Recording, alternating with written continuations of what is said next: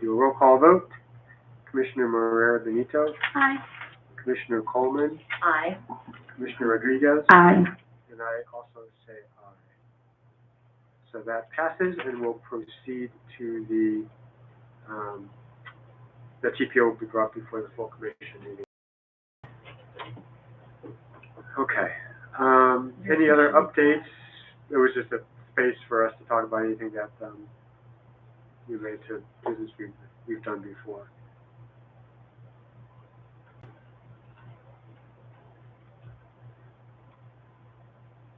Okay, hearing none. I will say that I noticed that after the shooting in the flats this weekend, one of the stories mentioned the use of a drone. I think it was like the next day on the scene, and it mentioned that they hadn't used the drones in about a month before that. So, just thought it was something to pay attention to is how they're using the drones in practice. I'm not sure if there have been other uses. We could look at the tracker, I guess, which I did not do. Anyway, that's just my only comment.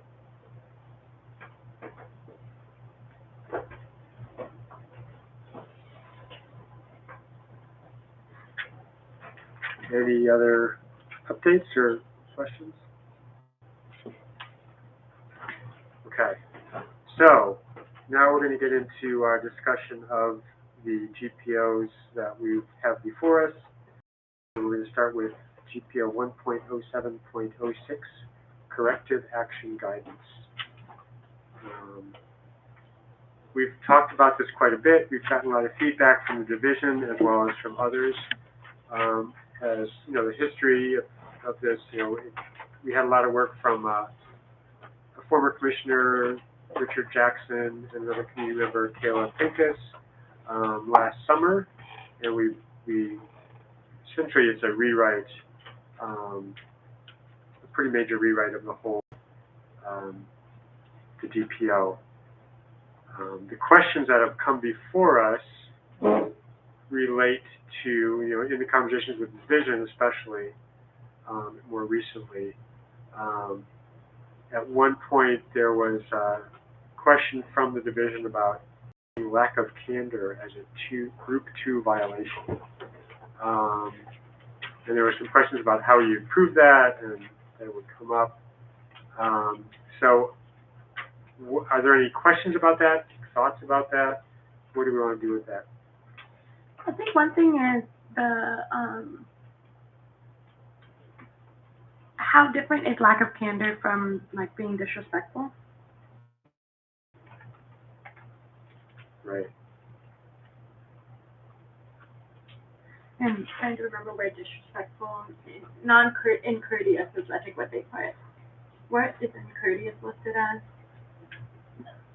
That's Group 1, discourteousness and or rudeness to the public, coworkers, or supervisor, 2 or more offenses. But I think also lack of candor also has something to do with honesty. Right. Okay. That's what I was thinking when you said that.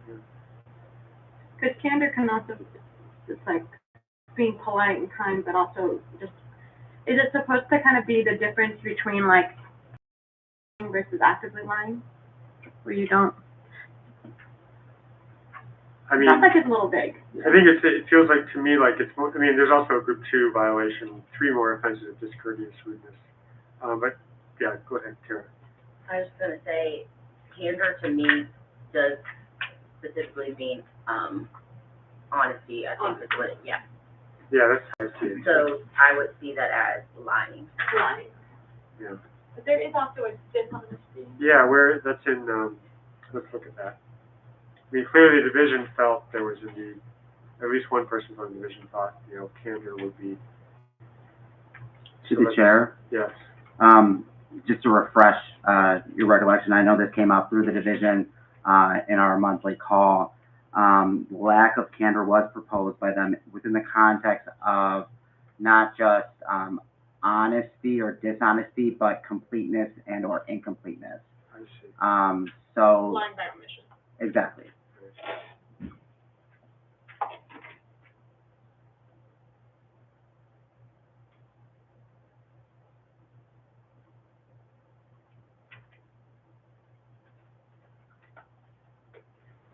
So right now,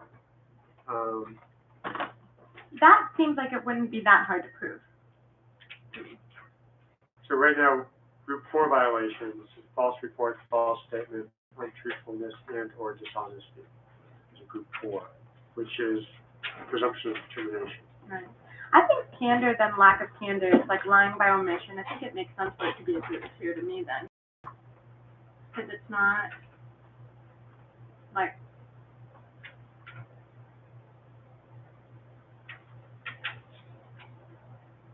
Thank you for that reminder, though, it's helpful.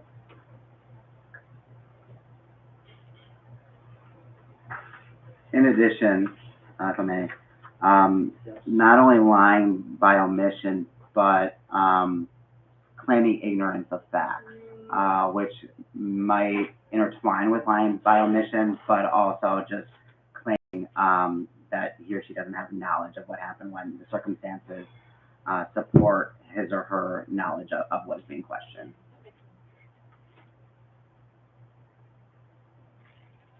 Sarah or Adriana, do you have any thoughts or I have questions? a question. So, the lack of candor, this came from the division as a suggestion to add under two. Group 2, yeah. And the question on the table is just whether we want to do that or not. Yes. Okay, got it. And yeah, so as we mentioned, there's already dishonesty, more intentional is a group 4 violation.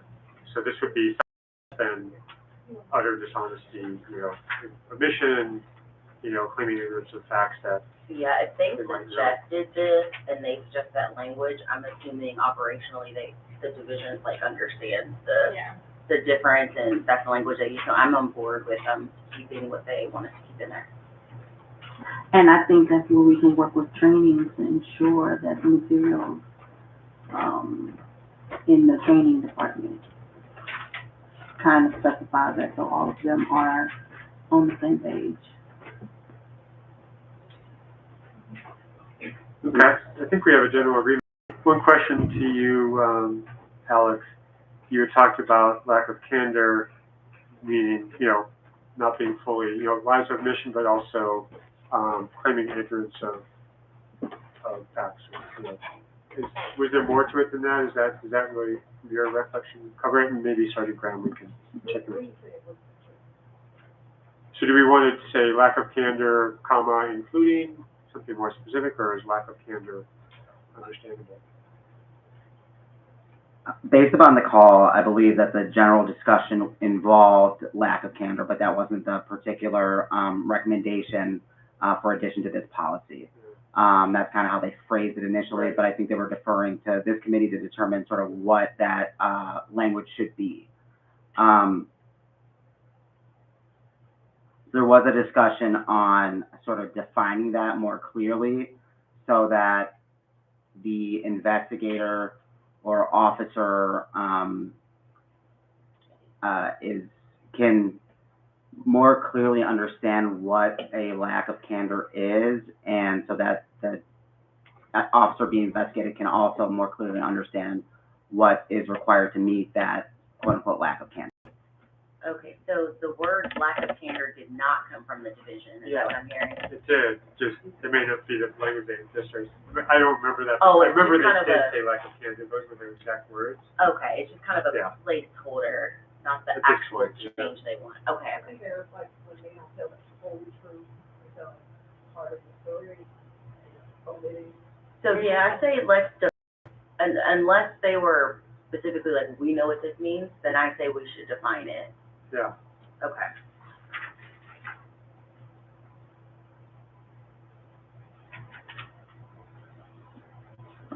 Maybe like the for or is just like an affirmative, like affirmative might not be the word, but an active lie, like Yeah. Knowingly omitting. yeah, knowingly. Knowingly omitting, the completeness, or knowingly omitting facts, under circumstances that, raise doubt, as to the veracity of it. So, does that preclude So a false report, though, could that be, like, it omitted something, would that make a report false? I guess if we do it that way, would that preclude something from being a 4? Because knowingly, to me, would stay in the 4 realm, but I guess for it to be a lie, you would have to know you. But you could, like, just not take reasonable steps to recall or find something out. And I think what the discussion really centered around was that the investigators sort of, were under the assumption, based upon the facts available to them, that this officer would, could, or should have knowledge of the questions being asked, but failed to or, by omission, expound upon that. I like that. That sounds like lesser of a, like an egregious misconduct than knowingly. So lack of candor when an officer does, like, has, like, adding the when. Maybe it's like lack of candor by either like failing to, by omitting or failing to provide, by omitting or failing to provide information an officer should, will have, seems weird. But it's, I'm trying to get to the should have part. Lack of candor by omitting or failing to provide information. That should reasonably be within the officer's knowledge. I just think that first sentence is sufficient. Lack of candor, not telling the whole truth, lie of omissions, claiming ignorance of facts.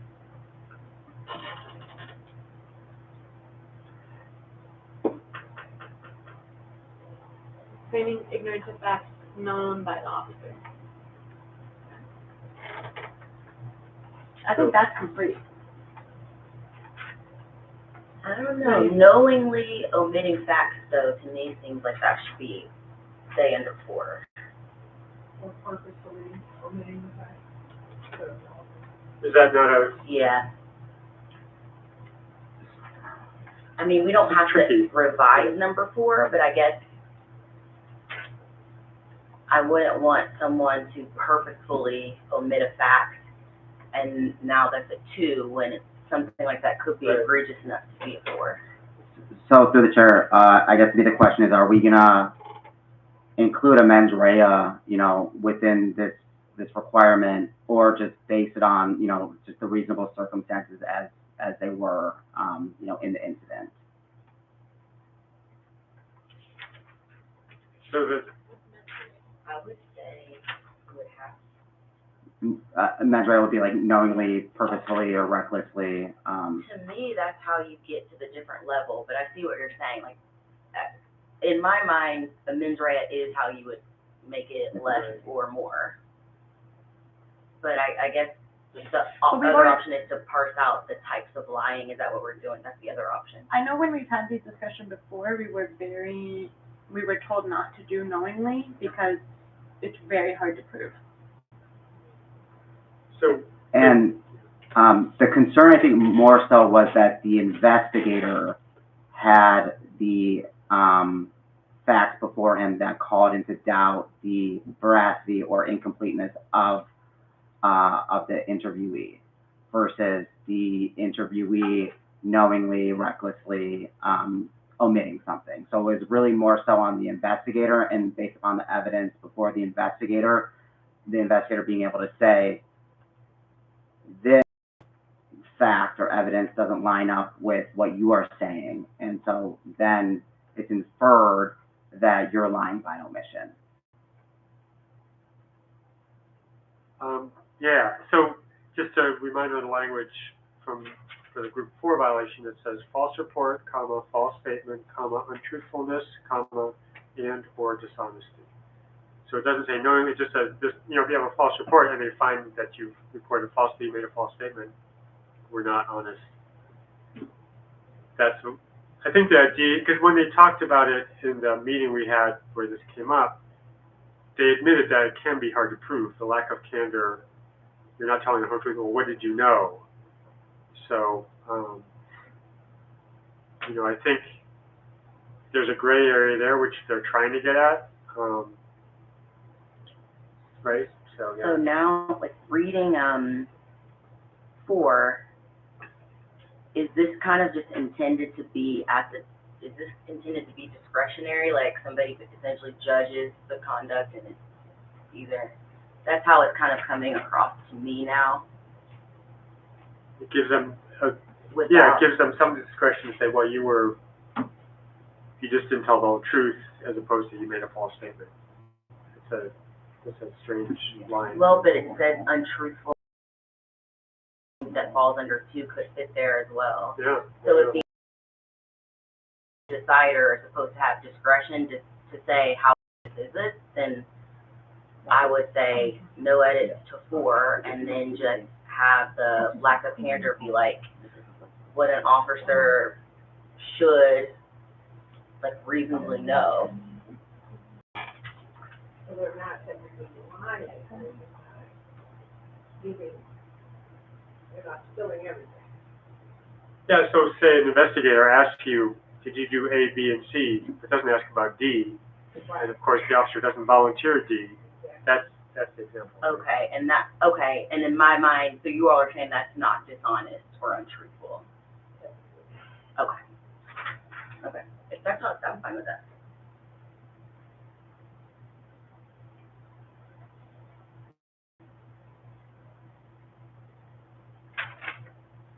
So we had this language discussed, it said lack of candor, comma, such as not telling the whole truth, lies of mission, or claiming ignorance of facts. That's one that we could do a stop there. Lack of candor, comma, such as not telling the whole truth, lies of mission, or claiming ignorance of facts. And there be something there about that should be known by the officer or that were known by the officer. Say it again. Lack of candor, such as not telling the whole truth, lies of omission, or claiming ignorance of facts that should be known by the officer. Oh, yeah, I think we should add in what they should reasonably know. Because it's like you know, so you don't have a situation where it's like, I'm just gonna turn a blind eye so I don't see this and have to know what, if the right thing is for you to, yeah. So, yeah, we could say lack of candor, I just said, thinking about the initial piece, lack of candor, such as not telling the whole truth, lies of omission, or claiming ignorance of facts that are or that were or it's just that should be known. That are or should be. Are That are or should be reasonably known. reasonably. I guess, okay. Go ahead. But saying that someone should know something, is that just trying to create something that then you're like, well, if you're saying you didn't know it, you should have known it, and but to me, not knowing something that you should have known seems like a different issue. It sounds like another way to say no. Yeah. Right. So, yeah, in my mind, it's kind of like negligent, like you're negligent. Like there's a baseline of behavior that everybody has a certain duty to stand by, no matter what. And when you fall below that, like, kind of duty of care you should have as an officer, that's where my mind is at on it. It makes sense also to prevent an officer from being like, I'm gonna go over here so that I don't hear what you guys are talking about. Like, Right. that kind of. Well, that's kind of, well, I think this was more geared towards when the officer was under invest, as far as like, Do you have a whatever, mic for the second when they interviewed or something like that. And they're not, that's a good question. Like, what you're basically putting for us the context in which this policy is used. Is that what you're saying? Like, Can you repeat what you said? I missed it. I think that's what they were referring to when an officer is being interviewed for like an investigation or something. and they're asking the questions and they're omitting or not telling the whole truth. In that sense, lack of candor. And as part of that discussion, because you were there, Officer Graham, right? And, Yeah. Apologies, I forgot. So she was part of this discussion, and I would agree that that's how the context in which it came up. I think what this committee is kind of grappling with is that versus essentially willful blindness in a way, which I'm not sure was part of the discussion, under the candor sort of, They're leaning more towards like the active bystandership, and do something, duty to intervene, Mhm. that type of stuff. But we're talking about like if an officer is already being investigated and they're lying during like an interview or an investigation. Mhm. If they're being the subject of the investigation. So is that not like, well, I guess it's not in writing, so we'll be considered false. But that's a false statement. If I'm saying two things are, if I'm giving my testimony of what occurred, but I'm leaving things out, I'm not providing the whole context. So I guess I see that as a false statement. It depends. So if someone asks you a question, you answer it, but you're not giving more. You're answering exactly the question, but you're not giving We'll give a more. political answer. Exactly. Okay. Not giving more to give more context to the whole story. Like me, I'm a talker, so I'm going to give you everything. Yeah. Some people are just like, Me, say the point. like, what did you do today? I'm telling you everything. But some people are like, I went to work. Yep. That's it. But, so technically they're not lying Yeah. because they They did went to go to work. Yeah. You know what I'm saying? I just worry that we might be stretching a little, like, getting into a different area with that fact that they should have known. Sure. I'm fine taking it out, and then, I mean, willful blindness is a, kind of, not a loophole, is not a word, but it's there, but I'm fine with that. So then the language could be lack of candor, such as not telling the whole truth, lies of omission, or claiming ignorance of facts. Yep. And just period, yeah. Okay. That language good with everybody? All right. We'll move on then. In group 4 violations, there was discussion around excessive physical force not within policy. And this was raised as an issue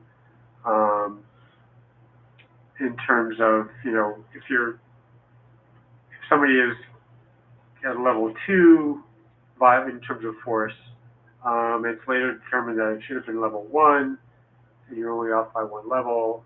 So you take this is direct notes from a conversation with one of the people in the call from the division. When you tase someone, for example, it's outside policy, but the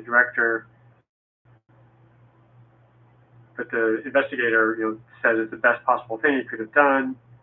So, you know, there's a recent situation. Taser was used and somebody released the weapon. So it should be, according to this view from the division, it should be more based on how far off you are. If you're using level 3 force in level 1 situation, you're not even close. Levels of force align with discipline levels. So is that pretty accurate? What does the current corrective action say on it? I'm gonna try to look it up. Yeah, I don't have different policies. So yeah. I'm gonna look it up. And there were they actually did add a group 4, but yeah. Before that, there was no group 4 here.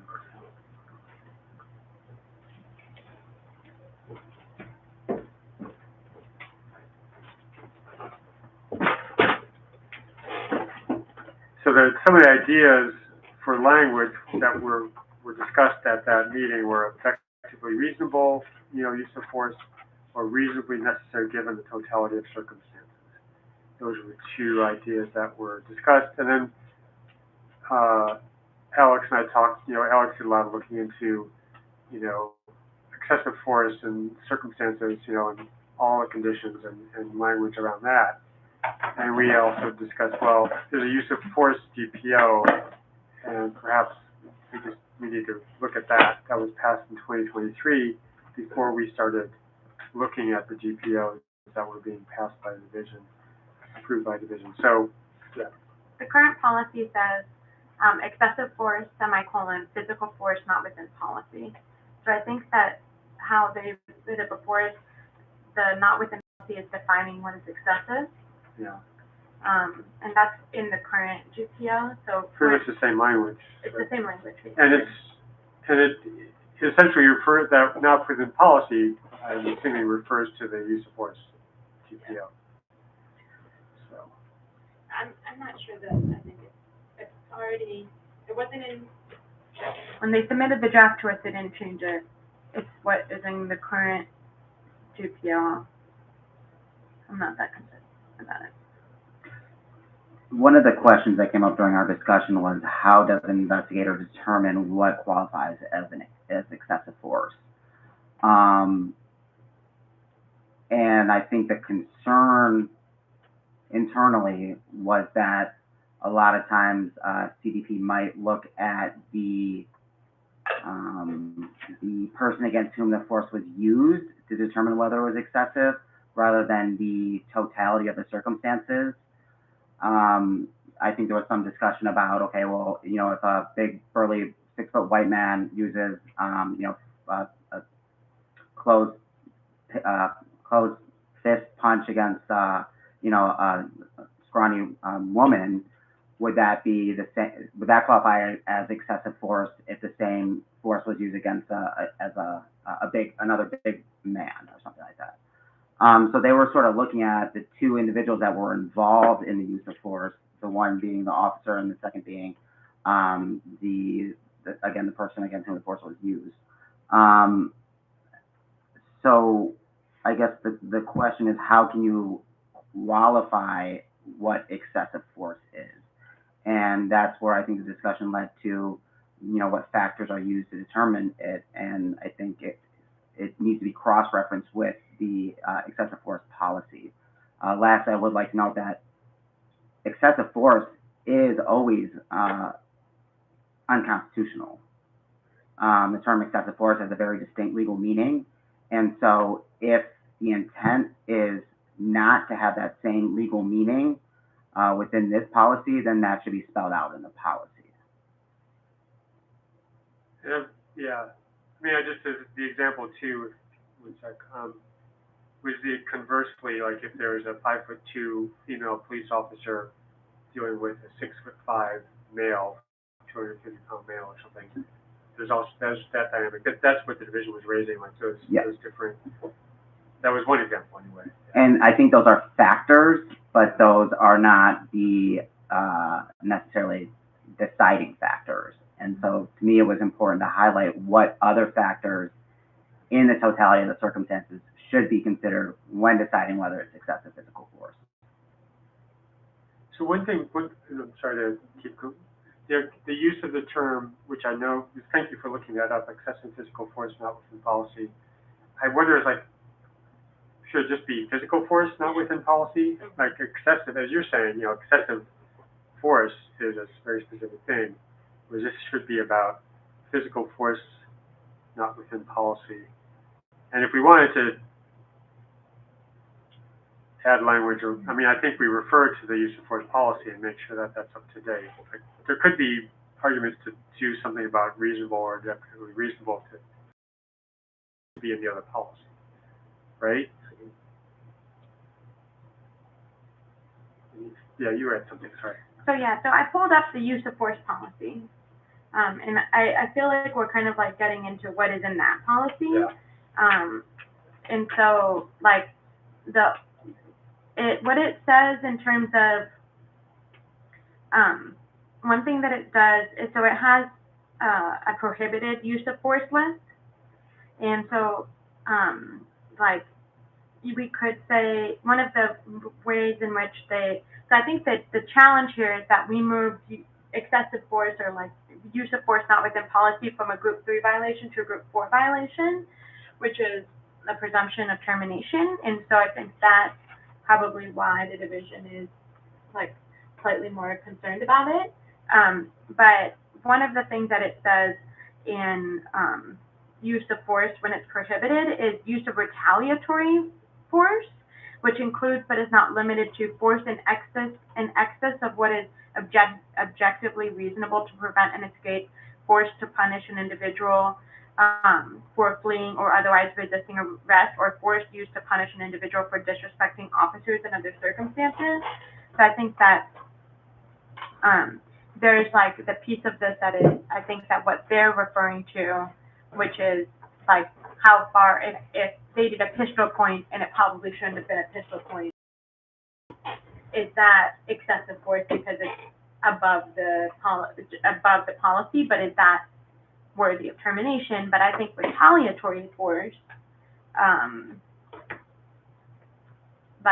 or also the other categories on here are use of force to subdue a subject who is not suspected of any criminal conduct other than like to protect an officer or another person's safety. So like I think that the use of force when prohibited, we could say prohibited use of force, prohibited by the use of force policy is one way we could do it. I remember this discussion now from our last meeting, and I feel like the concern was the egregiousness of the excessive force. So any force used outside of policy is excessive. But I think what it was, so like if you point a gun at someone, that is a use of force. Yeah. And when you point that gun, it has to be proportional to the circumstance. And what I recall is what they were concerned about is maybe improperly pointing a gun at someone versus improperly closed fist punching someone. One should be fireable, one maybe should not be. So I think the limitation probably, the easiest way probably is physical force. Yeah. So that excludes the pistol point. No, that's use of force. I mean, well, physical. Or That's physical to me, what I'm trying to get at is when you are actually harming a body. You're contacting, you're making contact with someone. Yeah. Well, I mean, that issue came up from the lieutenant who was in the conversation. He said, what if you had that degree of difference, right? So if you use level 2 force and it should have been level 1, Right. you're only off by 1 level. Is that as serious as using level 3 force when it should be in 1, right? So that was, and that's kind of what you're getting at, right? Yeah, I agree. Yeah. I remember that now. That's exactly what he was saying. And to me, I guess the easiest way is like actually like physically harming someone. I guess if that is excessive and outside of policy, it's probably serious enough to just capture all of that instead of trying to make it based on like how many levels off you were outside of the policy. You have use of force TPO open. Yeah. And I'm just want to make clear, like, so we're talking about physical use of force was actually resulting in injury. So, but in my understanding of that, pointing a gun or even drawing your weapon is use of force. But how does it distinguish, if you can, or maybe Sergeant Graham, you can help with this, how does that GPO distinguish between physical force and So, pointing a gun? pistol point is a level 1 use of force. Okay. It's a reportable use of force. It doesn't physically harm anyone, but it is a use of force. It's a seizure of a person as well. The levels of force listed in the policy, once it gets physical, they have like the joint manipulation in level 1, and then the complaints of injury, complaints of pain, and takes it up to level 2, and it lists all of the criteria for each level. But other than the pistol point, all of the other uses of force require physical contact. Yeah. Okay, so the concern with contact maybe shouldn't be a fireable offense. The concern basically. If it should have been a level 1, it's determined that they were outside of policy by using level 2 when it should have been level 1, then under this, as it was written, it would be force, physical force without, outside of policy. So then that would be fireable. And that was the point that the lieutenant made before, is you're off by one, yeah, so you're off by a little bit versus the more egregious, difference between what you should have done and what you did, right? But that's helpful to know that the pointing a weapon is level 1, and it's the only one that does involve physical contact, essentially. It's considered, I mean, I don't think we should be making a decision, because it is a use of force, but it's good to know it's level 1. But I see the concern, like, just making the baseline physical does not solve the problem we're trying to solve. Right. So maybe it is based on,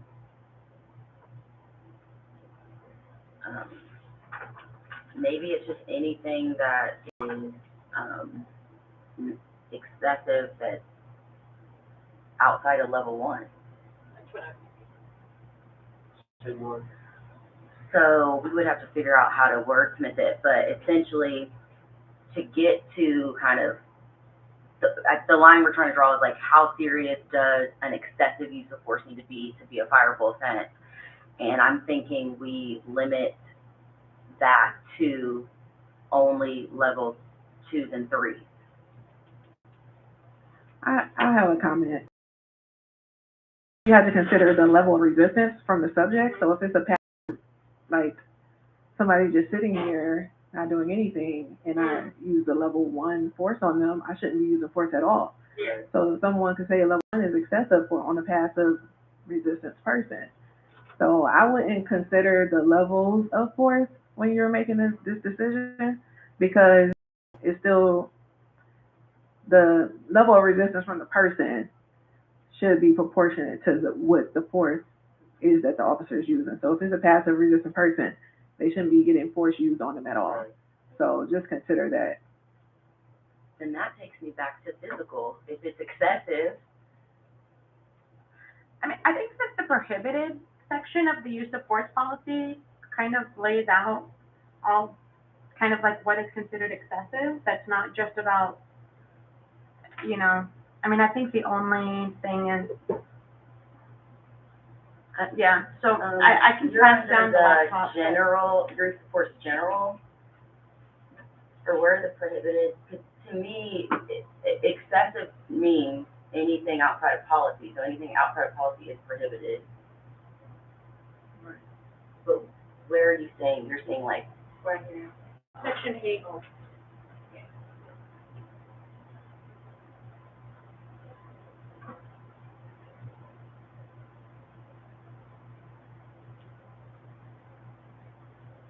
oh, that's just when, is this outlining when no force at all is,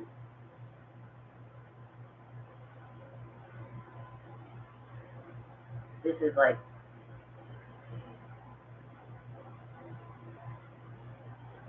I think the only to one is me, number these are 6. outlining instances when you should never use force. No, number No. 6 is also about proportionality.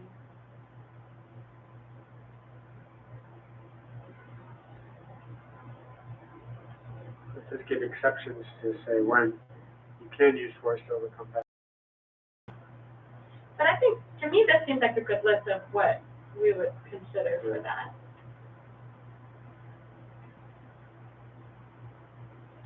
And just in, Sergeant Graham, do you know what section I'm talking about? Yeah, I'm looking at it. That number 6, is more so geared towards like the, like protest, yeah, passive, and that's in our field force policies.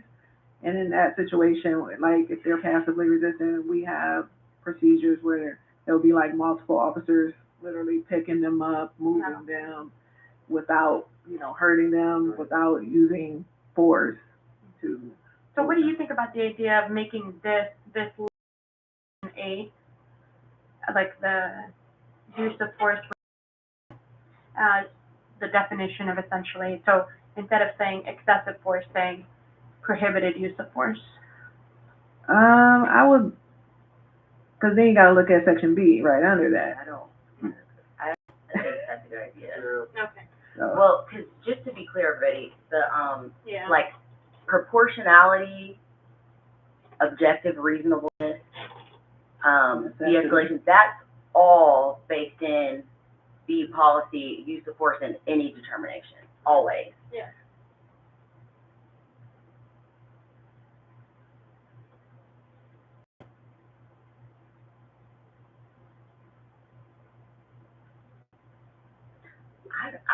I go back to the levels, I feel like, but you're right, officer, because like if somebody's just sitting there and you do a pressure point compliance, like, that's pretty egregious. Sergeant Graham, maybe it'd be helpful to explain the sort of administrative review that is associated with use of force. I understand that there's like a fit, essentially, that's done. I'm not entirely sure what that's comprised of, but does that decision sort of result in a finding of whether force is excessive physical force within or not within policy? So when an officer uses force, level 1s and level 2s are, the officer starts the investigation in their blue team, enter their use of force. Level 3s is when we do the fit call-up. So level 3s when fit they're called on scene and they do the investigation. Level 1, an officer would advise their supervisor. If it's a pistol point, the supervisor does not have to respond on scene. They would just do their blue team entry, put the information in, why they pistol pointed and all of that. If it's a physical contact level 1, a supervisor would come out, do their invest and all the things, make sure the person isn't injured. The person would still do their blue team, and it goes up the chain as well. If it's reviewed that, or if the supervisor believes it needs to be increased to level 2, based on what they see, they will increase it. Level 2s, it's the same process. The supervisor goes out, they interview the subject, make sure, if they're injured or anything like that, they are treated at the hospital or EMS, all the things. Interviewing the witnesses, gathering the evidence, cameras, the whole shebang. And it again goes through blue team, it goes up the chain. All the blue teams go all the way up the chain. And each supervisor in the chain reviews the blue team. And through the chain, if there's any inconsistencies, anything that any supervisor in the chain sees anything, they kick it back, ask any questions, and they fix whatever they need to fix, expound on anything they have questions on. And if it's considered a justifiable use of force, it is what it is. If it's not, then it goes further, and then it gets investigated further with and it goes beyond that point. Now, what they do beyond that is above me. And so that I'm clear. I'm sorry. There's essentially two separate considerations. One, whether the use of force is within policy, Right. and then two, and that's made under the use of force policy and any associated policies. Mm-hmm. And then two, what level force then, or what discipline should result from the finding of not being within policy. Right. Okay. I'm not sure if that's helpful. Sorry to show, but. I have a question, Sergeant Graham. If we did leave it as excessive physical force not within policy, do you on the impact that would have on officers' ability to effectively do their jobs? Because I'm almost like, if we leave it at physical, essentially you just have to be careful before you touch someone. And I'm just wondering if that is the policy, how much of a hindrance would that be on like effective policing? If we say force not within policy, it's so many things when a use of force is so many parts to it that an officer has to consider. So, like you said, there's so many things baked into it that we have to think of when it's happening. And it's a whole dynamic, fast situation, and you're trying to make sure you're doing everything right, keeping yourself safe, keeping the community safe, and also the person that you're trying to restrain or arrest, you're trying to make sure you're doing that as safe as possible. So while you're doing all these things, you're trying to ensure that you are within policy. So while doing all these things, there might be one thing that you didn't do perfect. So if you say your force wasn't in policy because you missed one little thing, not saying it's a small thing, don't get me wrong, but if you do miss one thing, if you write that in the policy, now I'm fired because I missed one thing. Even though I might have done everything else right, it might be one thing that I didn't do right, and now it's a group 4. So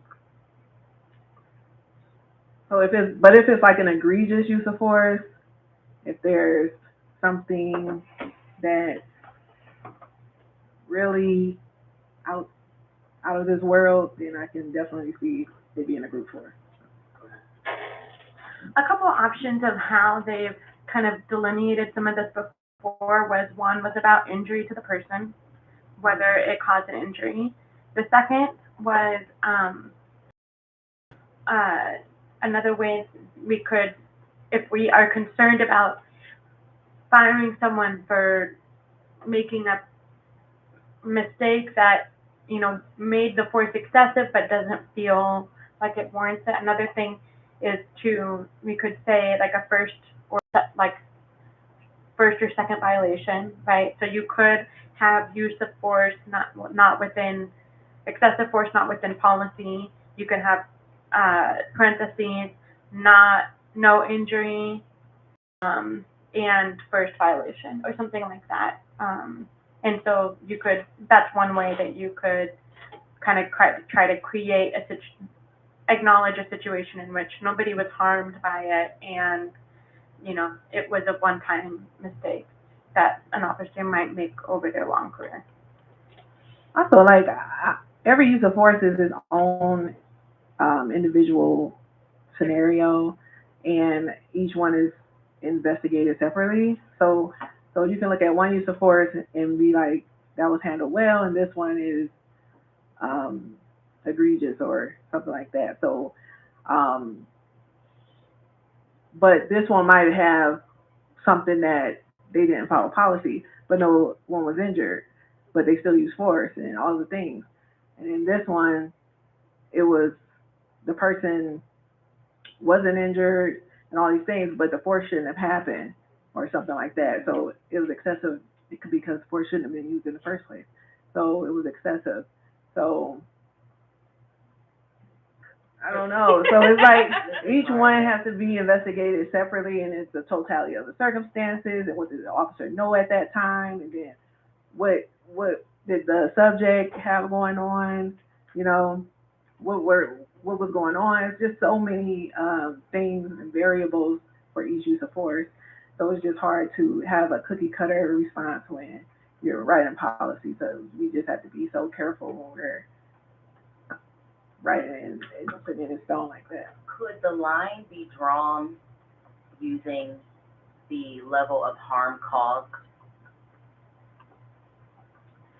So the one example that's tripping me up is because I would say no. on the physical, but like if someone is completely sitting, they are compliant, passive, so no force at all should be used, right? So an officer comes up and pressure points that person. Do we think that's fireable? Yeah. I want to start we Maybe. cannot ask you that. One could argue that it is. Because It's subjective. one could But argue somebody that could use either a way. level 3 and discharge a firearm at somebody for, but they didn't hurt the person. The person's not injured, so we can't say the injury to the person. But the person shouldn't have used that force on that person. So it's kind of, yeah. Well, the question is it fireable? So say somebody, okay, so they fire their weapon, no one's injured, and that's fireable. Yeah. So then okay, yeah, I see this. So many what ifs, you know what I'm saying? So. Oh, but that is firing, hold on, let me pull this thing up. That's a level 3 though, right? Yeah. So there we go. If we could maybe the line is, based on harm, except for level 3 uses of force. But a level 2 use of force in certain circumstances could bump into a level 3. If it's a Maybe handcuff. a level, So you can tase someone over 15 seconds and it'd be now a level 3. You can use a level 2 use of force on someone that's handcuffed, and now it's a level 3. It's different circumstances that could make things a level 3. oh, I see what you're saying, and the harm to that person would be the same. Oh, wow, yeah, I don't see a way to thread this. I would consider if the officer is using tactics that are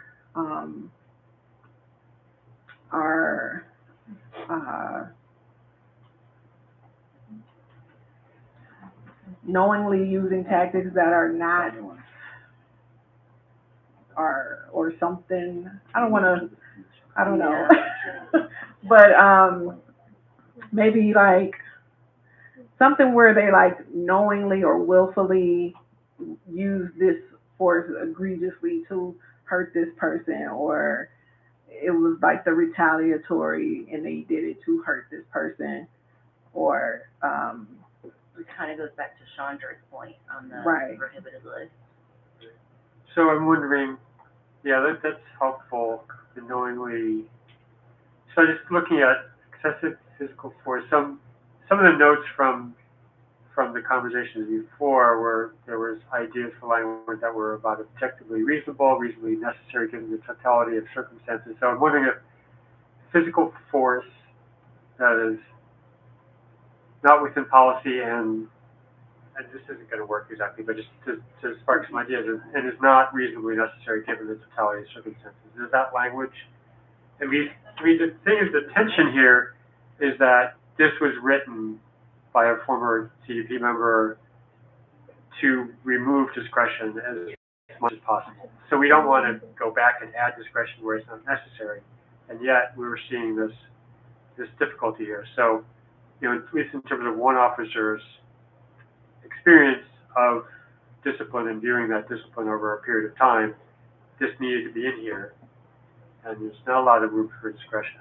And yet, we're hearing the nuance, you know, the more. I like that. this is also an idea, just an idea. What if it was like force that met like a certain number of things that they didn't do? So force that wasn't necessary, force that also wasn't proportional, force that wasn't this, force that caused harm, for like a number of things compounded together is what brought it to now it's a group 4 fireable offense. Which kind of what you're saying, Sergeant Graham, would be wrapped up in if we did that like force that was physical force that was not reasonably necessary given the totality of the circumstances, like you said, Pete. But then, are we getting back to the discretion issue? You know what I mean? Then it's so discretionary on. I'm kind of leaning towards physical force, not within policy, or not, it's excessive force, but also it wasn't reasonably necessary given all of the circumstances. That's kind of where I'm leaning, but I do see But that that's could what give we're too much saying discretion. excessive force is, not within the policy, which is bad. And you know, Well- reasonably, Oh, sorry, go ahead. reasonably necessary is a legal term, right? So my understanding is that, It's in the use of force policy. yeah, but it's also a legal term broadly, right? So I think a lot of these factors and considerations are more properly placed under the initial force determination. Right. But I understand what you guys are saying. It's difficult to find the sort of interplay between the two. I'm caution the committee that, you know, if you do define this even more, then you're running up on potentially conflicting with the use of force policy, or if not conflicting, then unnecessarily expounding upon it in a different policy potentially. Maybe, oh, sorry, go ahead. I mean, one idea is we like, can put it in both categories. One thing we could do is we could add the word egregious. And, like, there's some piece to group 4. There's also, I think that, like, there is subjectivity in some of these questions, and we're never going to be able to completely get rid of that. And part of the kind of accountability system that we have also gives us the ability to review discipline. So I think that if we're concerned that there are certain situations where we do not think that someone should be terminated, we could create, we could create some way to distinguish them between a group 3 violation, a group 4 violation, or we can acknowledge that the, division may sometimes say, we didn't think that this fit this. They might make a determination about discipline, and then we might override that, or we might agree with them. And so I think that, like, I don't want us to get so hung up on creating the perfect language that will take out all subjectivity or think of every scenario, because it won't. So, Also, real quick, the Sergeant Kindness brought up a lot of these excessive uses of force go through the court system, and they're if an officer is found to be guilty of criminal charges, of course they're going to be terminated, essentially. So that's one way. Well, that's one thing to factor in, and if they're being charged with something egregious or something like that, maybe consider those things or something. So I agree with interim director that I do see the risk in trying to, like, further define or complicate this in this policy. It does seem like we shouldn't be trying to create more definitions. I'm wondering, is there a way to tie this language to the determination? So a use of force happens, it's investigated, and then a determination is made. Maybe this is just kept to something specific out of those determinations. And I guess to get there, I probably would need to see what those determinations look like, but that it could be like, if it's determined, like, for instance, do they determine it is egregious? Do they make a finding like that? Like, if, you know what I mean? And we could say, like, this already says excessive physical force, not within policy that has been determined to be whatever, but I don't know what the whatever would be yet.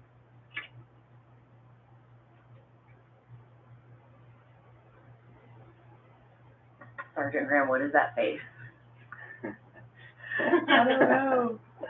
I don't know. I feel like it's gonna be hard. I feel like I need to go back to the drawing board as well and look at maybe what some other agencies might have as far as if they have a determined use of force where they determine they're going to terminate somebody. If they have something like that, then maybe I can look some stuff up. Yeah. Kind of give you something, because I feel like I'm just thinking in a circle right now. Right. Yeah, this is our Chair Van Leer. Yeah. I propose that we have the division send us some examples of use of force determinations, and then I think we as a group go find some other see what other people are doing. Right. At least pull those 2 research reference points, and then come back. Because this is serious enough, like, we really have to get this one right, get this right. Well, yeah, we'd have to, because, it's partly on me for not following up with the division, but my notes from this last conversation were that we were awaiting language suggestions from the division from CPC research. So, we did not do that thoroughly in the past, month. So that's on us. But, I don't have any problem with that. I think we should move on, and if we can maybe even, I don't know if we'd be able, probably can't call a special meeting before the next, well, maybe we can. If we can get some quick turnaround on this, maybe we can have a meeting before the next full commission meeting, but if not, we'll have to take our time. So, Sergeant Graham. You do your homework, we'll do ours. Okay. You know, we're not gonna mark ourselves down or you down for not having done it already. But let's make sure we, And how do we get those, how can we get some determinations, like, who do we get those from? Say it one more time? Okay. So, and maybe I'm, referencing this wrong. So, use of force happens, there's an investigation done, and then that investigation results in a determination, is that right? Yeah. Like a determination of what force should have been used and what they used? Yeah, they look at everything surrounding the use of force. So when I say determinations, I mean like examples of like those findings. What does that exist in? Is it just like a report? Like a use of force Everything report? is in the blue team. So I think what, And like that portal, we have like a, So somebody just needs to go in blue team and Yeah, pull like our the use of force report. yep. and I think that's also kind of what you're getting at, is when they do the use of force review, is it just within policy or not within policy, like Right, they yeah, I say, don't know or what I would are there levels that they say, you know, or like what do the findings look like?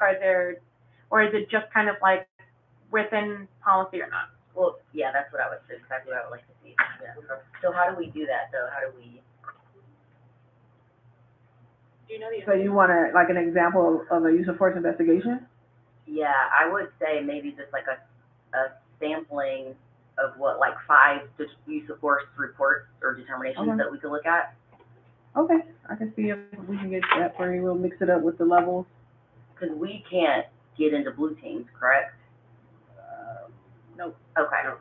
So, okay. Well, yes. If So you could I'll commit talk to sending Captain us Simon examples, tomorrow. That would be wonderful. Okay. Okay. okay.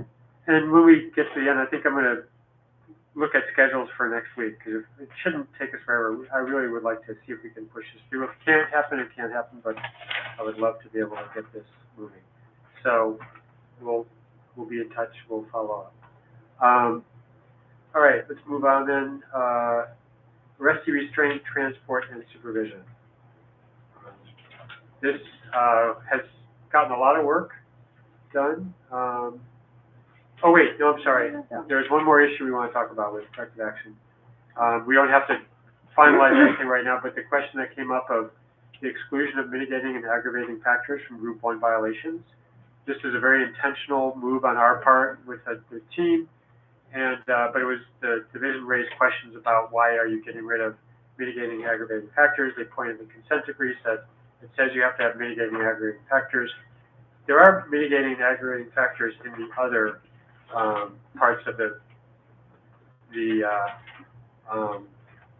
corrective action guidance as we've written it. So, and the primary function of Group 1 is to establish a consistent disciplinary baseline across the department. So, we've increased the specificity of what officers can be charged with, trying to reduce ambiguity, reinforcing consistency.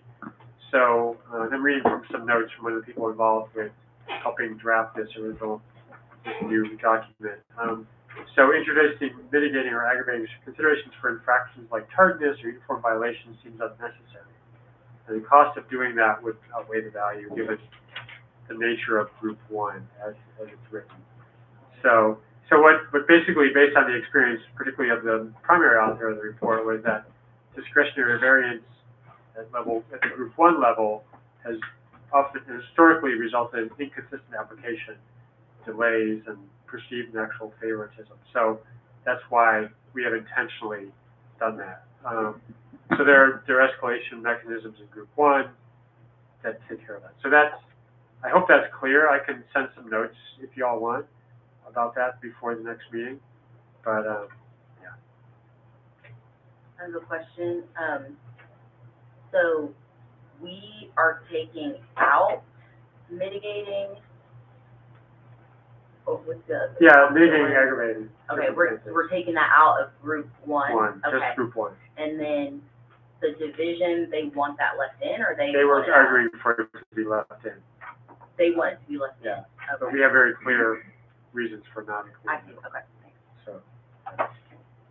So that we don't have to, I think, just let that, unless you have real questions right now, we can talk through it, but that's it. I We'll need to mull on figure it that out. one a little more, I guess. Yeah. I'll send you the notes I have from it, and that way. Because I do see it, it's like tardy, like if you're sleep on duty or sleep on duty and. Then multiple, yeah, so, Okay. yeah, I'll send you the notes and we'll,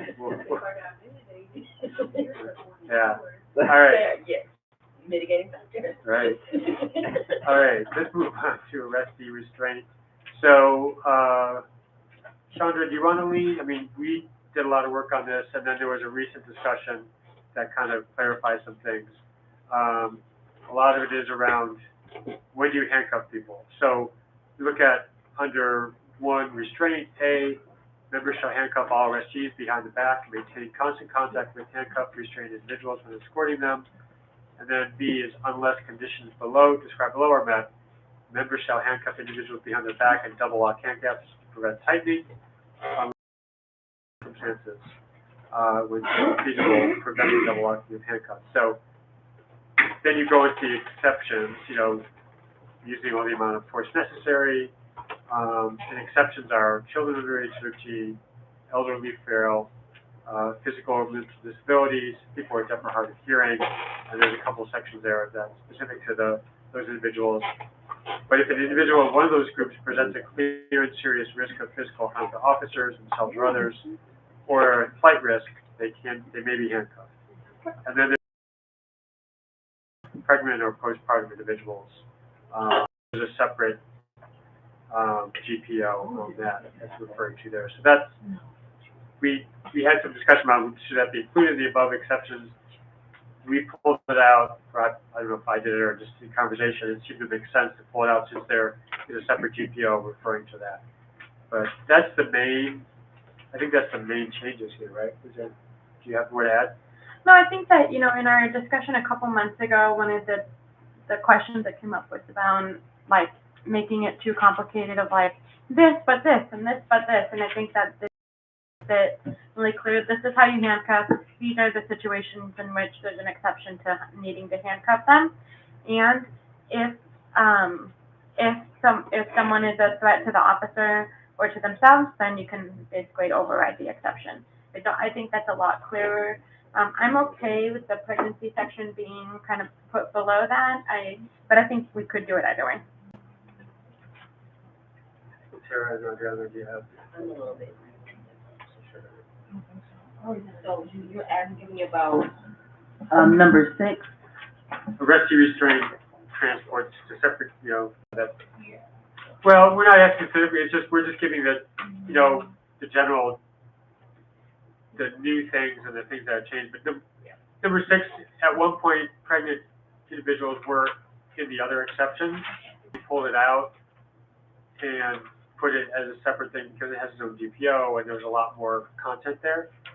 Whereas the other ones were basically one line except for the people with deaf, and that doesn't have another GPO. So what we're saying is that number 6 could either be listed as one of the exceptions under D, above under D, or it could stay as a separate, it could be number 5, or it could be number 6. I don't see a number 6. Oh, I'm okay with the way it is. On page 2 of 5, under arrestee restraint, transport, and supervision. Oh, down here. Okay, thank you. I think that maybe for clarity, we should just move it to 5, but keep the refer to General Police Order 3.01. Yeah, we could do that. Too. It I doesn't think that change will much. just make things more clear. Did you say something? Adriana, what did you say before? Oh, I said that I thought we should move it to the list with all the other exceptions. Because basically A is pretty much the same as 5 right now. 6A is pretty much the same as 5. But I think that we can say, refer to General Police Order. oh, Easy enough. Yeah. I don't think it changes much. So yeah, take a minute. You want? I mean, I'm okay with how it is as it is. I think it's clear. I don't have any comments. I had a comment. Go for it. I found out today that the pregnant females have to be handcuffed in the back, but I have to do research to make sure that's correct. Somebody told me today that the law changed a couple months ago, and they have to be handcuffed in the back. Which law? The state Oh. law or what? They just told me that, so I have to double check. I'll double check that tomorrow. They told me that today, literally. So, We were talking about that. about us having to cuff them in the front, they were like, no, they changed it, and now we have to cuff them in the back. Well, we're So only, I just gotta double check But that. we're not bound by state law. I mean, we can change, as long as we're not, I mean, in that case, it seems like we can create a carve out for Cleveland that, as long as we're not, impinging on rights further, right? I mean, I'm not sure that state law would govern what we can do here. But also, we are only saying they cuff in the back, so I'm not sure how that would be a Oh, violation. so I was reading this as, the baseline is you cuff behind the back unless you're in one of these Yeah. exceptions. Right. And then that could involve cuffing in the front or not cuffing at all, right? I think it's only not cuffing at all. Not cuffing at all, because what, we had cuffing in front at one point, Uh-huh. but the division was very concerned about that. If somebody is, that could be very risky for the officer, police division. So we removed that language, but now it's not cuffing at all or cuffing in back. So cuffing someone in the front is less dangerous, not at all? Yes, because you have a reason to cuff They them. could use the cuff as a thing, Yeah. okay. And you have a reason to cuff the back, is the rationale. It's not Okay, really protecting you in front, Understood. as the officer. It's not preventing harm to you or others, Got it, okay. right, basically. Yeah, and I agree, if, we would have to look at it, but if there were a state law, I doubt it, but if there were, that says you have to cuff behind the back, we are allowed to go for, like, That's almost less what we already than that, said. right? It's what we're saying, That's yeah. already what we're saying, it's cuffing in the back. But here it says in front. Okay. Oh, So under the she pregnancy? said The pregnancy. there might be a law that you have to do it. She was Yeah. Making sure our policy wasn't, Right, but, the exception would be. Because right now, the law says, we shouldn't cuff pregnant females at all unless she's being violent, then we cuff them in the front. right. But I was It does told say that that. they I thought changed we it to had cuff them in the included it. back if they're violent. But I gotta double check that. Okay. Yeah, we need to think about that, because I thought we had changed it to that. On 6A. Yeah. I thought we had changed that to If the law, the state has changed, then it might be possible that we might have to change this GPO. The one that is referring right there? Yeah.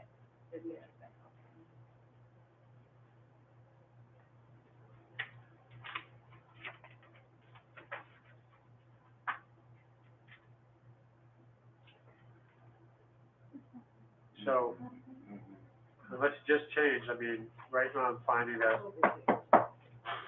it says, yeah, no, it's an AI, but it could be wrong, so we're not gonna rely on this, but it says, restraint must be applied in least restrictive manner, such as in front of the body, to the extent necessary for officer safety. So, let's see, this is from 2021, so it might be old. Are you looking at the revised code? I am now. Me too. So, effective April 4, 2023, What's the number of these? section 2901.10, restraining pregnant women. There's only one mention of handcuffs, or maybe I should use restraint. Did you hear me? 2901.10. I think that if we just put the language of following the GPO, refer to general police order, and not put the actual text in here, then what can happen is, if the law has changed, they're gonna update that GPO, Right.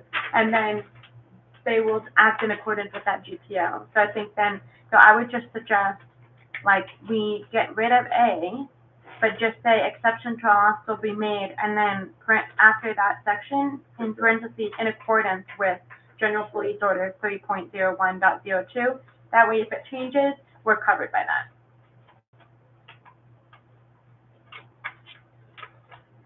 Are you guys saying 2021 for that? 2023 version. Mine said same effective 2021. Oh, I I have February 13th, 2023. That's what I have also. I'll send you the team link. April 4th I have, yeah, April 4th. I'm gonna send you the team link. I have February 13th, 2023. Oh, available, okay, I gotta click on it. I see. All right, so I'm now on April 4th, 2023. That's when I did the policy. Okay. I do not see any mention of front or back yet. There was no mention of front. It says there's one hit for back, but I don't see where it is.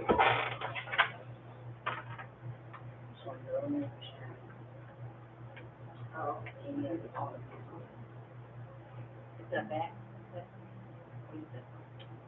I'm just doing a control search, a search for the words, and I don't see the word front, but it says that the word back is in here, but I don't see it. I think it's just saying that no handcuffing period. Yeah. And I think it's for GPO that's saying. the Right. handcuffing. But Sergeant Graham is saying that the state law requires for the handcuffing back, which I don't know. I would suggest we just put the in accordance with. Yeah, I think that would solve the problem.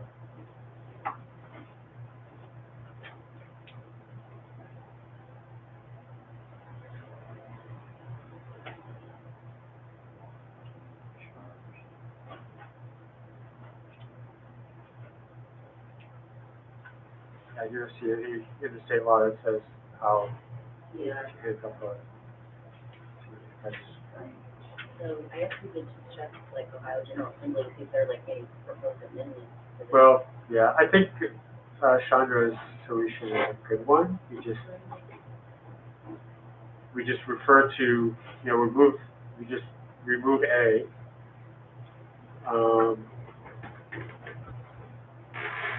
And then include under 6, and we committed 5.2, just parentheses, refer to General Police Order 3.01.02, restraining pregnant females. And that we should look at that more carefully and, if state law does change. I mean, So right now, our policy is we do not handcuff at all.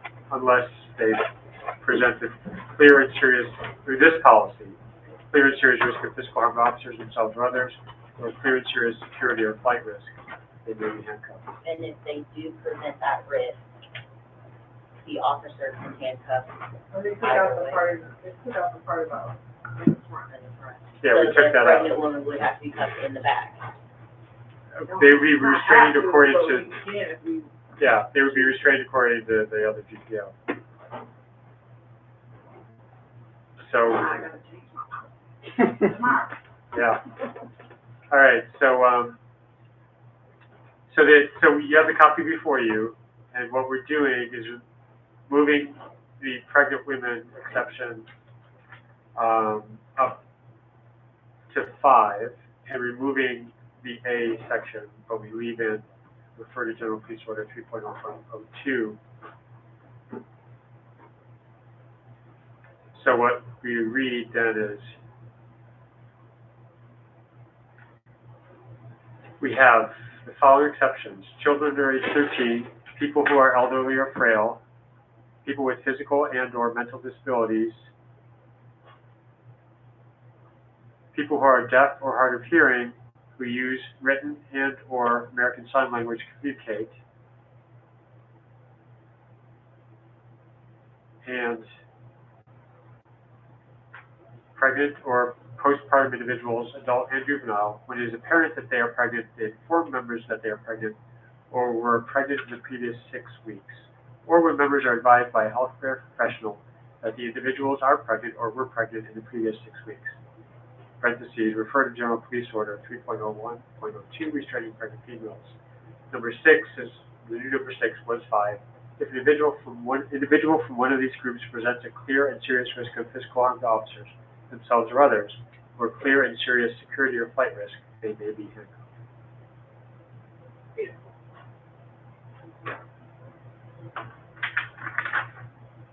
Need more time? Probably like 30, maybe 60 seconds. You got it.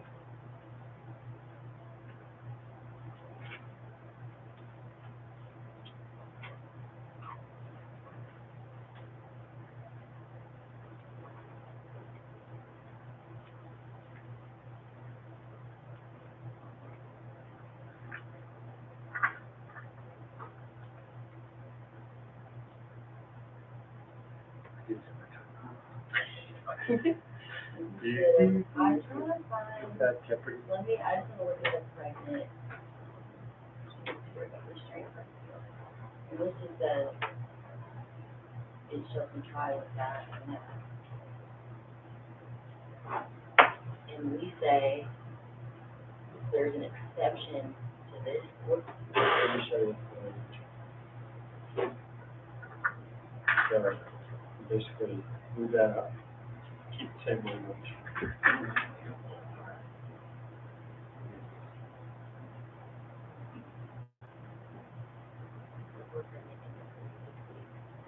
Oh, it just says refer, it doesn't say anything. Right. Okay, sorry, I'm okay with that. Yeah, okay.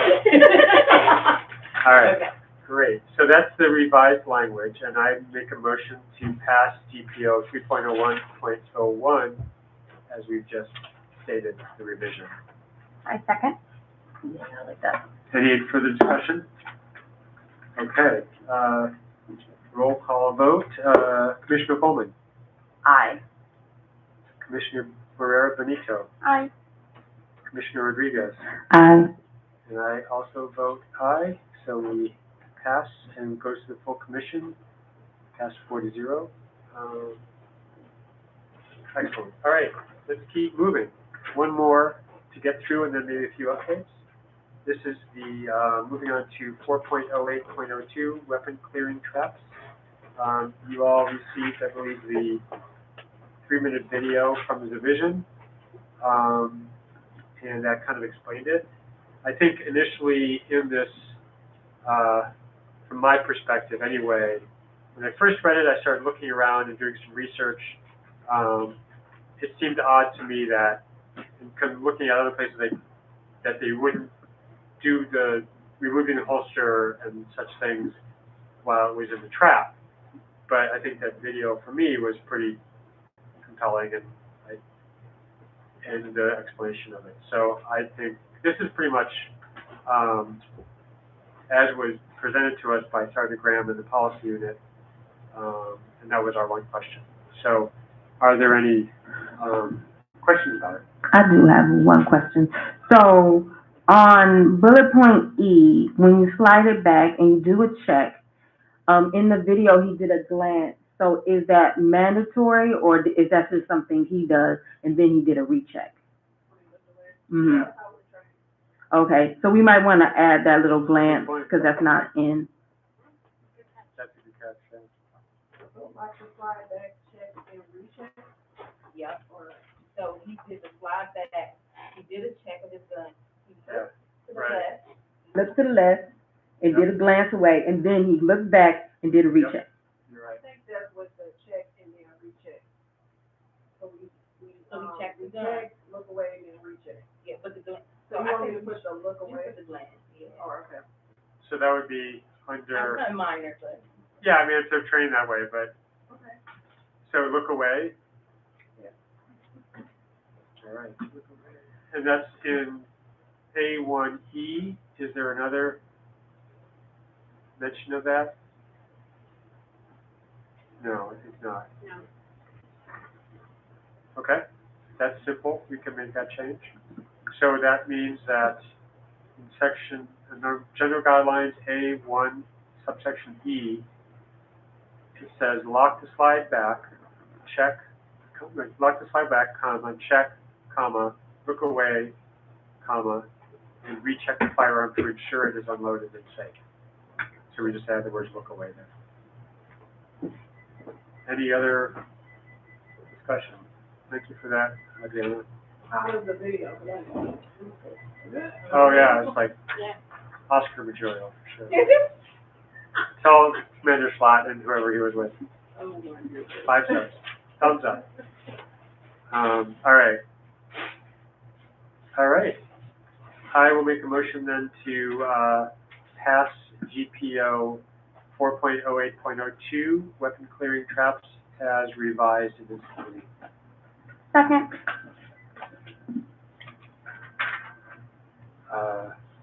Roll call vote. Commissioner Coleman, Aye. Commissioner Barrera Benito, Aye. Commissioner Rodriguez, Aye. And I vote aye as well, passes 4-0. I am writing some notes here.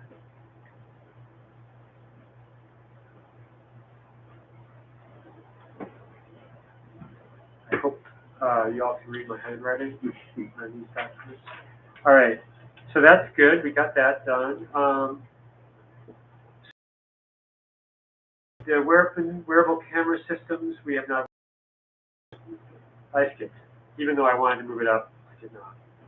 So let's talk about that. Yeah, all right. So duties of command superior officers, that, we had input from Commissioner Miller, and that was incorporated, and that's the red text in that document that I sent you, and I think you also received Commissioner Miller's comments.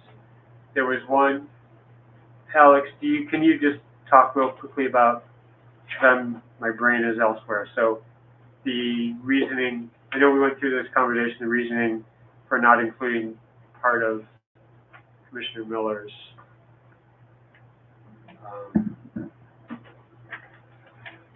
feedback. Certainly.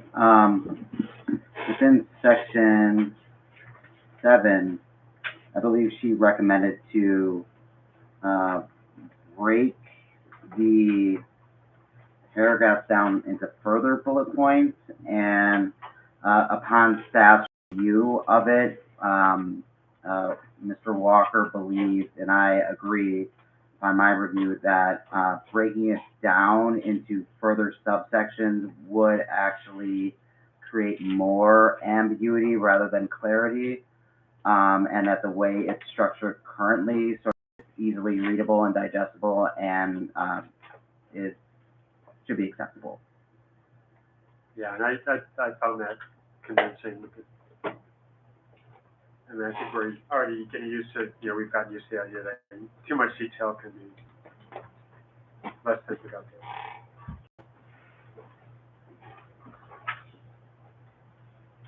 Any other questions about this? You can take the time.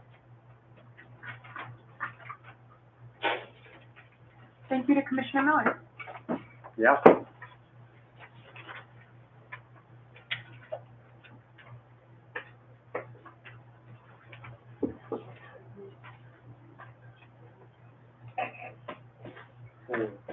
Three.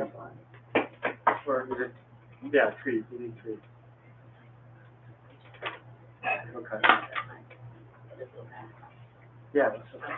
That's as long as. Or is everybody? Yeah, so if you don't feel comfortable voting on it, we can call a vote. Do you have any questions? On these, on what the commander and officer duties, I don't think the changes were like very big, or like, I don't think it was something that was just like, it Yeah. was just like rephrasing Right. things. So, I mean, I'm not gonna lie, I feel like you pick your battles. This isn't, Right. like, Okay. I don't know how you feel. I feel like it was like minor changes, so. I'm not sure like, if you've seen this, but, No, this is my first time looking at it. yeah. So, So it looks like, that minor, it's like rewording. it's pretty minor, yeah. It wasn't like, so, Well, I think I'd like to call a vote, and if there is. To make sure. Okay. All right, so I will make a motion to pass the DPO 4.05.02, duties of command superior officers, as presented to the committee tonight. Second. Okay, roll call vote. Commissioner Marrero Benito. Aye. Commissioner Rodriguez. Sure, I. I'll vote aye. Commissioner Coleman. Abstain. Okay, passes 3-0. 3-1. Oh, sorry, That's you're an right, abstention. sorry. 3-0-1, yeah, right, good call. Thank you.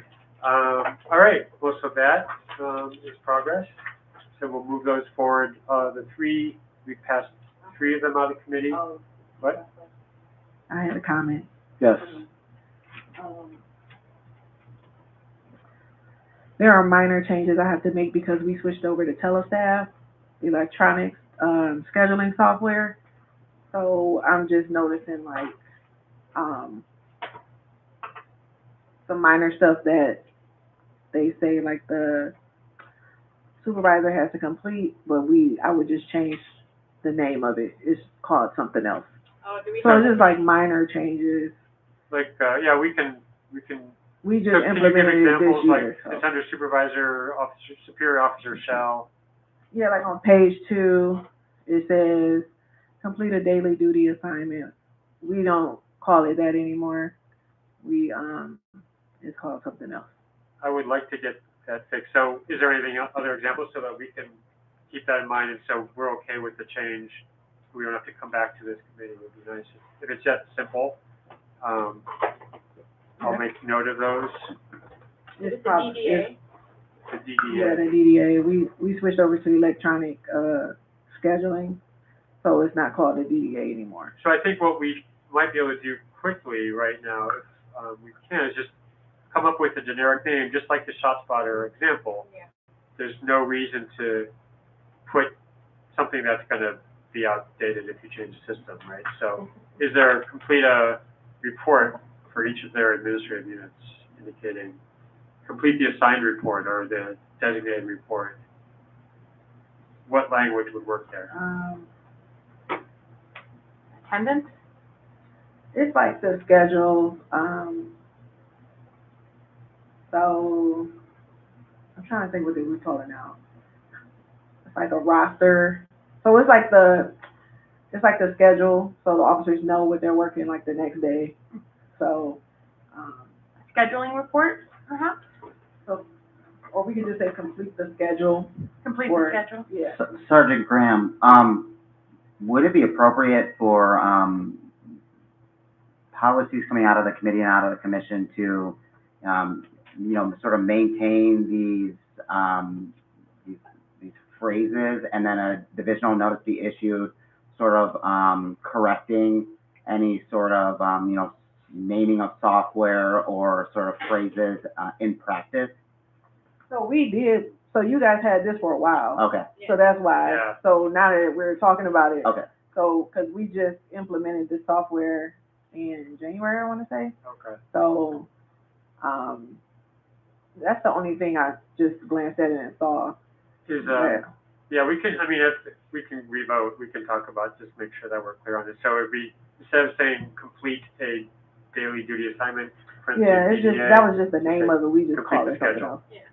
And then, is there anything else like, there's another piece here down, at the top of page 3E2, talking about the incident action plan. Is No, that- that's the same. That's still the same. It's that's just like not- anything with scheduling, it's probably called something else. Yeah. So the daily report under section 2A4, That's the same. daily report still the same? Yeah. Okay. What about MCAD under That's the same. C? On page 4? That's the same. Okay. But is that the name of the technology? Yeah. Mm-hmm. Mobile. Okay. There's also attend CDP stat and CompStat meetings. That's the same. So maybe for now we just, Yeah, that was literally the only thing that stood out to me. Yeah. Because we just got that new software. okay. Are we Yeah, okay? Looks like that's the only thing. I'd like to make a motion to pass, the GPO 4.050 as revised to include the,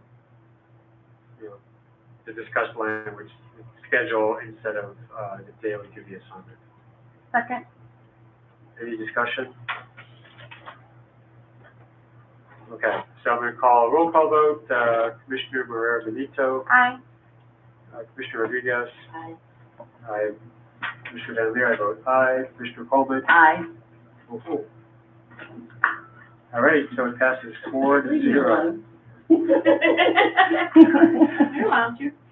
I'm glad you, took the time, yeah. All right, so that's That's what good. your concern was, right? You were like, I don't know, I don't think this is right, is that name? That's, So, what are you talking about? No, the one I stayed on, I literally have not even glanced at it. no, it's all right. Tom was making a joke. have no clue what we were talking about. All right, so, moving on. Vehicle pursuits, is there a quick update on where that stands? We are working on getting a meeting together with the outreach committee, to discuss the design of the new survey. I will be working on setting up meetings with, certain officers and people who have provided feedback and that we want to hear from. And we're gonna try to do it all together. Cool. All right, I do have a quick update. So I was, presenting last night to, a local group around something for my day job around, had nothing to do with CPC, but in that conversation, they brought up, vehicle pursuits, and this is the NAACP, the Greater Cleveland NAACP. And this is an issue that they're weighing in on, they're writing a statement. And so afterwards, I left a little bit early from that meeting after I was done presenting, and afterwards I was communicating with the president of the NAACP, and he mentioned that Commissioner Mike Nelson was also on the call and mentioned something about vehicle pursuits and the accountability committee meeting tomorrow night that will be discussed. So I called Mike today and talked to him about it, and because I've already mentioned to the NAACP president, hey, I should connect you to the two of you because you're working on this, and if they have a position and they're really interested in this issue, they would be a good, people to talk to.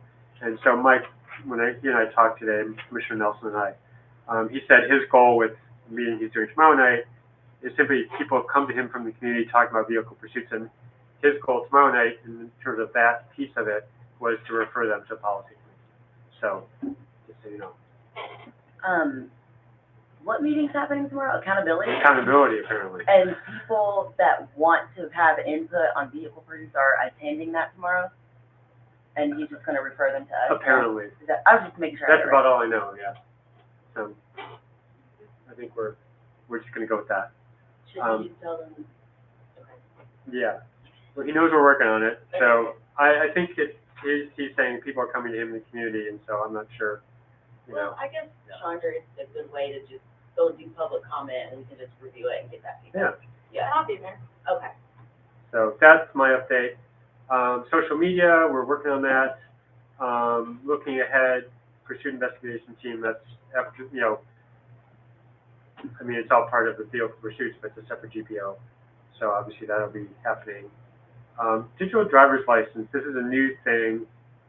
Somebody in the community came to me and mentioned that now that the state has allowed digital driver's license that you can have on your phone, that we might want to consider protection for people, to make it clear for officers that they cannot search phones, if they have them in their possession. I looked at the state website, the BMV website, and it said pretty clearly that you don't even really have to hand over your phone, you can just show them, and that was sufficient. But we don't have to talk about this much tonight, I just wanted to flag it, and maybe it'll be something we talk about with the division as well, that we might want to consider either including in an existing GPO or creating a separate one for this new technology to ensure there's no risk of, search and seizure or even accusations of it, right? So that it's clear how officers are supposed to react and use this, technology if it's presented to them. That was just like a flag. So I don't know if anybody has questions or thoughts about that. Did you have something, Patrick? Yeah, we put out a meeting about that when Mike? it first started. Oh, you did? Oh, I'm sorry. You just gotta hold it down. There you go. When it first started, we put out a DN about it, so, we don't look at the phones because the phone doesn't show your actual driver's license. It's like a generic, yeah. And no, it doesn't really, I actually have it on my phone, I can show you after the meeting. Yeah. So we still ask for your physical driver's license. Showing your phone is not an acceptable form that we accept because it doesn't show your actual driver's license with your information and your picture and all your information. It doesn't show that. So we still ask for your physical driver's license, and drivers are still required to have their physical driver's license when they're driving. So is that, Is that state law, or? Yes. Huh, we'll look into that, yeah, but I'd like to see your. Cause that one on your phone doesn't have your information on it. Okay. It just has like your name and the picture of the Ohio seal, and like, it looks like, kinda like a, Okay, I'll show you. that's weird, because it's, on mine, I thought you put it on your Apple. Yeah, your Apple Wallet. because the state, yeah, we'll have to look into it, but it'll be good to see it, yeah, okay. Well, that's helpful to know, all right. Any other comments or questions before we adjourn? All right, well, thank you all, and so I will formally adjourn this meeting. Okay, yeah, you need to go through this like verification thing, but then you can put it on in your Oh, Apple here. Wallet. Oh, I see. So you just hold it near the reader.